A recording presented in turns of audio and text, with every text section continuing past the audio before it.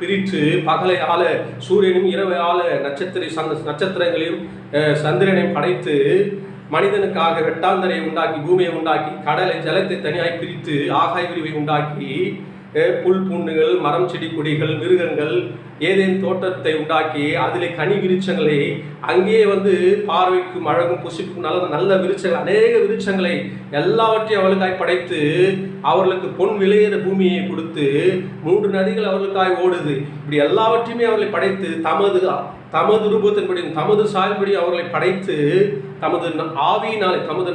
சுவாசத்தினால் அவர்களை படைத்தது. அவர்களை தமது சாயலாகவே தம்மை போலவே அவர் அன்பு கூர்ந்து அவர்களுக்காக இவ்வளவாய் 6 நாட்கள் இவர்களுக்காக எல்லாவற்றையும் செய்து 6ஆம் நாள் கடைசியிலே அவனுக்காக எல்லாவற்றையும் செய்த பிறகு மனிதனை அன்பு கூர்ந்து படைத்து அவனை ஏதோ தோட்டத்தில் வைத்தா அவர் செய்த எல்லாவற்றின் மீதும் அவன் ஃபோக்கஸை வைக்காம செய்யக்கூடாதுன்னு சொன்ன அந்த ஒரு காரியத்தை இரவும் பவம் தீங்கி கொண்டு இந்த மரத்தை சாப்பிட்டா என்ன ஆகிடும், சாப்பிட்டா சாவும், இந்த சாப்பிட்டா சாவுன்னு சொல்கிற நேரத்தை பிசாசு சாப்பிட்டா சாக மாட்டேன்னு சொல்லும்பொழுது அதை எடுத்து சாப்பிட்டு அவர்கள் பாவம் செய்கிறாங்க. அப்போ என்ன சொல்கிறேன்னா